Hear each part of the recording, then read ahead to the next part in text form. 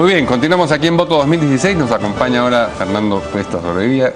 Ustedes lo conocen como un experto en temas electorales, pero no solamente es eso, también es un analista de la situación política y es en virtud de esa condición que lo estamos convocando hoy. ¿Qué tal, Fernando? ¿Qué tal, Mario?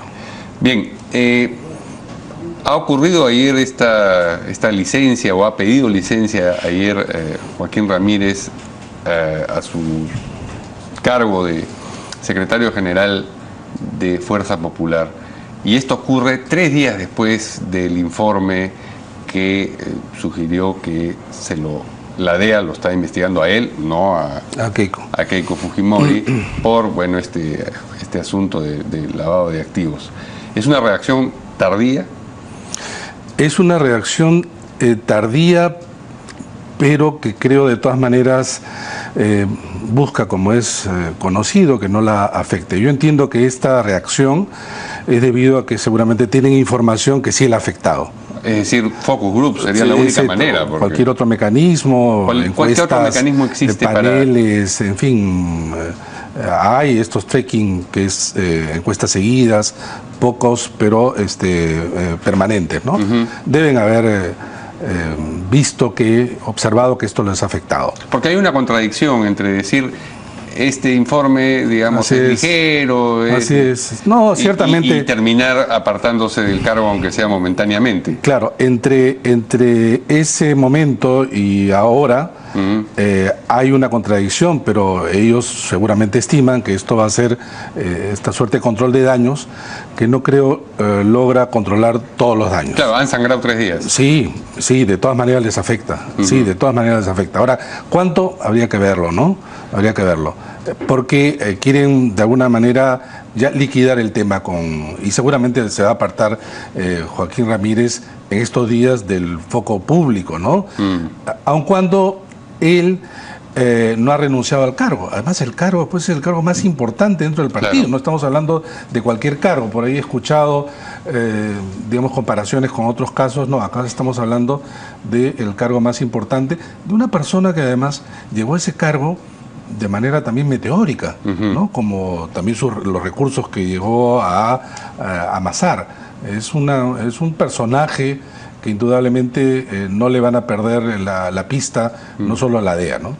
Ahora, llama la atención que siendo una persona con un cargo tan importante del partido, ya cuando se estableció quiénes iban y quiénes no iban a la reelección para el Congreso por el fujimorismo, a él no se lo incluyera. Eso da la impresión o sugeriría que quizás ya se percibía que, como en el caso de Marta Chávez o el doctor Aguinaga o lo que fuese, por otras razones, se lo entendía como problemático para esa lista. Bueno, en todo caso la familia Ramírez va todavía a estar representada, ¿no? Sí. Con Ocías. Con Ocías, sí, claro. Con Joaquín Ramírez, eso puede ser una razón. Otra razón puede ser que en el hipotético caso de un gobierno tenga un puesto clave. En realidad no sabemos. Eso ya no es verosímil. Esto ya no es ya a estas alturas ya no, ¿no? Sí.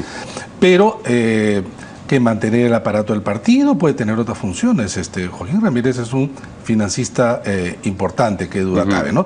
Además, nuevamente, ¿qué méritos había tenido él para alcanzar el puesto más grande en términos del aparato de Fuerza Popular?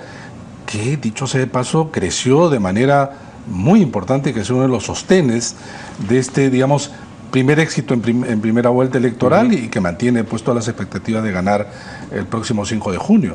Es un puesto clave. Yo creo que desatender de este tema es quizá no ubicar bien la presencia e importancia que tiene Joaquín Ramírez dentro del aparato de Fuerza Popular. Ahora, eso es lo que explica entonces la resistencia inicial a concederle la licencia. Porque, totalmente. La familia Ramírez está, digamos, bastante comprometida con el proyecto fujimorista, y no solamente a nivel nacional, sino también Cajamarca. Y por lo tanto, efectivamente eso de desprenderse inmediatamente era bastante complicado, sobre todo para, obviamente, Keiko Fujimori, pero también se le decía de todos lados que la mejor manera de enfrentar este tema era que se retire de manera inmediata, como ella ha hecho, imponiendo su autoridad en otros casos, ¿no?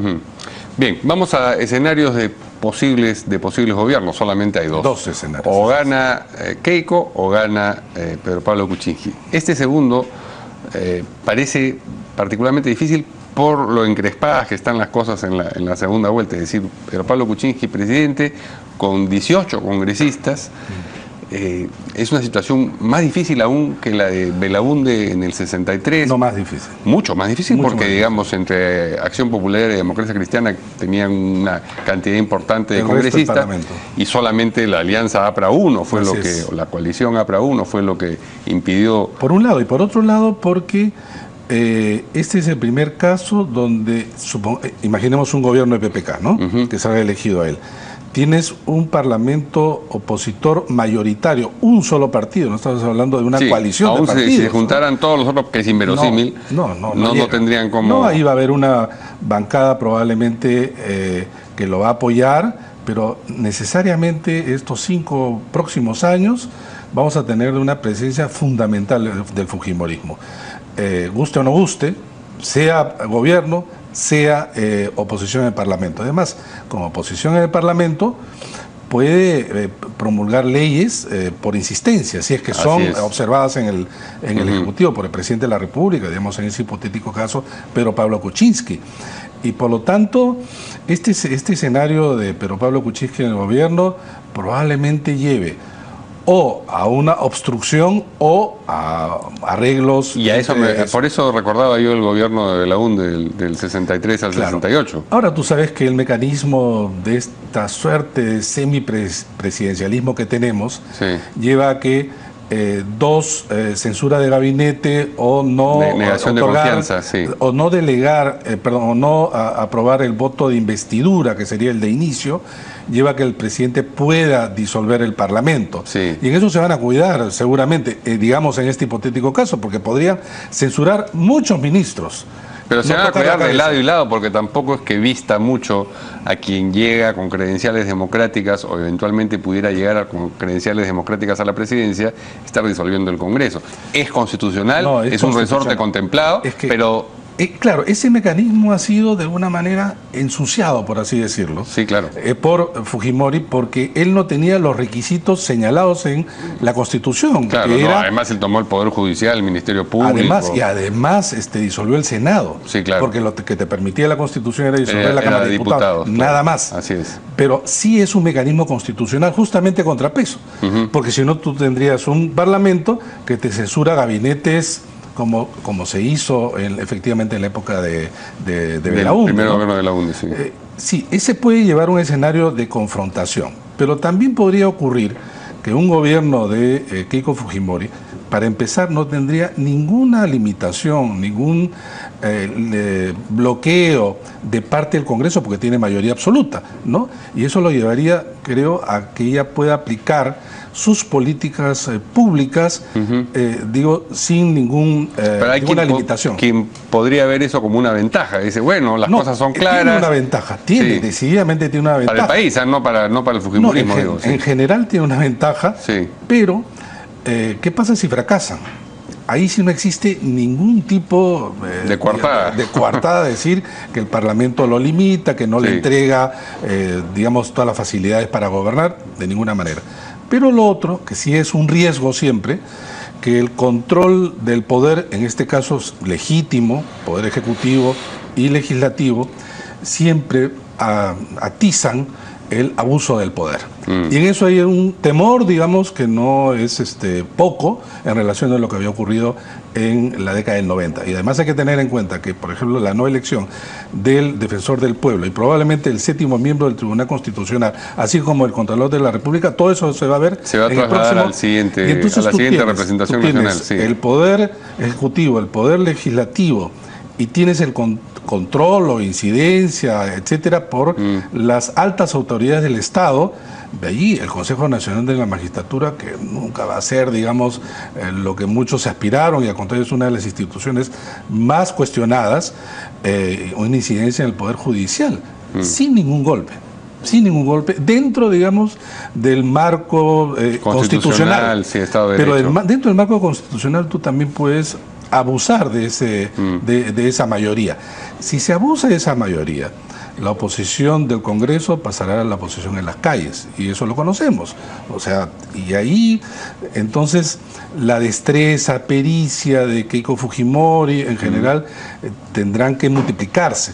Es un escenario donde ella no tiene todo el control sobre el partido. Yo creo que se tiene todo el control para ganar la elección, o trata, en todo caso, de controlar todo lo que puede en una elección. Va pero tapando gobierno, las fugas, ¿no? Claro, por pero los que dicen insensateces le callan la boca hasta que llegue el día de la segunda vuelta. Una pero vez claro, pasado eso, ya en el 5 gobierno, años en el gobierno, 73 congresistas. Y como te digo, sin ningún tipo de limitación de parte del Congreso para que ella pueda nombrar, para que ella pueda ejercer las políticas. Bueno, para la mayoría calificada de 87 votos sí necesitaría unos... Sí, pero mira, de 14 más, ¿no? Sí, pero yo creo que ¿fácilmente conseguibles?